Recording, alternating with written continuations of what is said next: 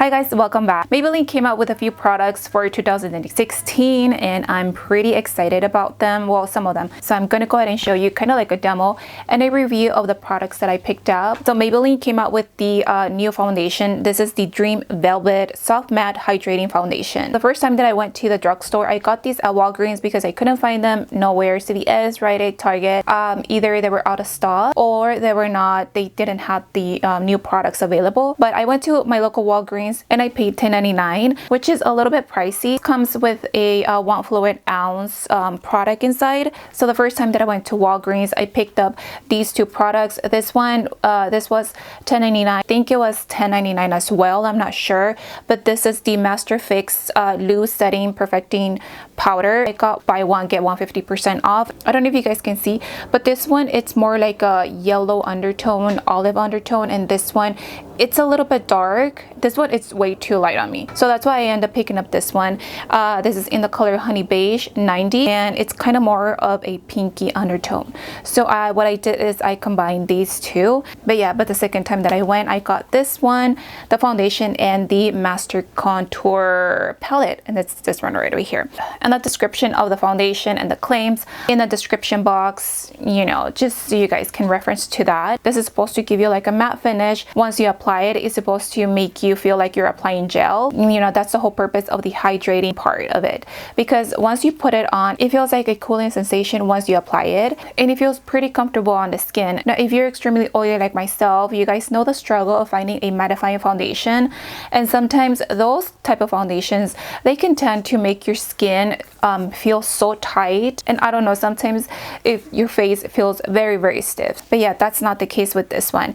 I am very, very sensitive, so the first time that I applied the foundation, I felt like a tingly sensation all over my jawline, and it didn't go away until like an hour after I applied it. So they came out with 12 shades, which is a very good range of colors. The only thing is that it was so hard for me to choose a shade. I thought this was perfect, especially the undertone. It was kind of like a yellow olive undertone, but once I applied it, it was so white. And the first two videos that I did, you guys can see like the difference on my face and my skin. My face was so light, and that's because I was wearing this one. So that's why I ended up picking up the other one. This is in the color 75 Natural Beige, and this one is 90 Honey Beige.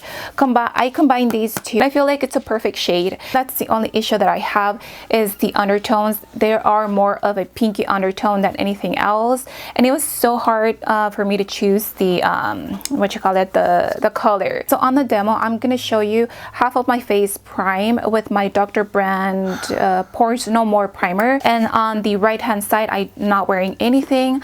I did use two different tools, the Beauty Blender and my RC Cosmetics Angle Kabuki brush. The coverage, it's medium, and of course you can definitely build it up. I feel like if you're more of a CC cream or tinted moisturizers or BB creams type of person, you're gonna think that this foundation is extremely high coverage. And now if you're like full-time full coverage foundation type of girl or guy, I think that you're gonna think this is a medium full coverage foundation. You can definitely build it up, but I feel like if you build it up, it starts to separate on your face. I definitely like how the foundation went on with a Beauty Blender instead of a kabuki brush, just because I feel like the Beauty Blender, even though it didn't give me like a full coverage or anything like that, the foundation went out nicely and smoother. And the kabuki brush, I felt like it was just it emphasized my pores, my fine lines, and it was just a little bit patchy. So I wore this foundation for about 2 weeks now, and that's a pretty good amount because like I said, I'm very sensitive. So by the 2-week mark, I start noticing like breakouts and here and there. So the first 3 days that I was wearing the foundation, I noticed like small little bumps on my jawline. And that's just basically a sign that it broke me out. But throughout the day, I noticed that on my right hand side, the foundation just kind of like faded off, and I feel like my blush, my bronzer, it was just so patchy by the end of the day. Now on my left hand side, I noticed that it was a little bit better, but I still noticed that it was just really, really patchy. And every time that I tried to blot, foundation was coming off every single time, especially on my nose area and around my cheek area, which, I mean, that's where I get extremely oily. It was just, you know, it was just a disaster. I didn't like it. I wanted to take it off. And yeah, I don't know. I mean, I do like it for days that I'm just, you know, running errands errands or I'm just gonna be like in the house or something like that. But for events or special occasions, I think I'm just gonna go ahead and skip on it. But you know, overall it's pretty good given the fact that I'm extremely oily and sensitive. This is just, you know, a disaster for me, but I think it's a pretty good foundation. Now if I have to compare the foundation with a higher end foundation, I want to go ahead and say that the Tarte Amazonian Clay foundation, which I've tried it before but it didn't work out for me. I feel like the texture wise it's almost similar, and as far as comparing this to a drugstore foundation, I will have to compare it maybe to the Rimmel Stay Matte foundation, which I do have a review on it. It was just a long time ago, 2 years ago, but it's almost similar in texture. I didn't notice that he gave me any flashbacks or anything in photography, but I'm gonna go ahead and show you guys a photo, you know, somewhere along here of how it looks with flashlight and without it. And yeah, I didn't notice anything,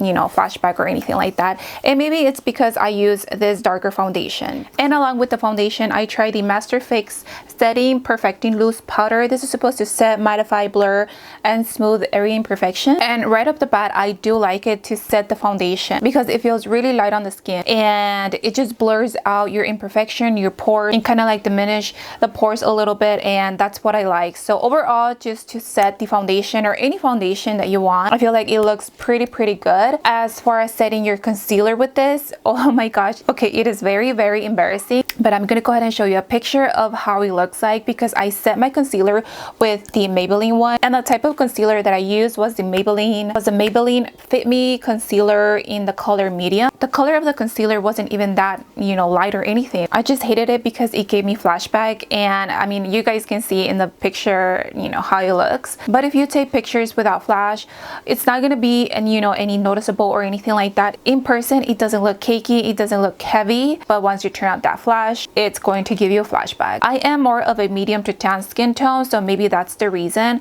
And I didn't use a lot of it. I didn't use a lot of product or anything like that. Overall, to set the foundation, I highly recommend it. I think it's pretty good. And finally, the last product that we're going to talk about, it's the contour kit, and it's this one right over here. This one, it's in the color light medium. I did wanted to get the other one, which is a little bit darker than this one, and of course they were sold out. But the contour shade on this one, I really do like it. These are pigmented enough for an everyday type of thing, and of course I think it's buildable if you want to go ahead and just chisel out your cheeks. I think this color, it's perfect.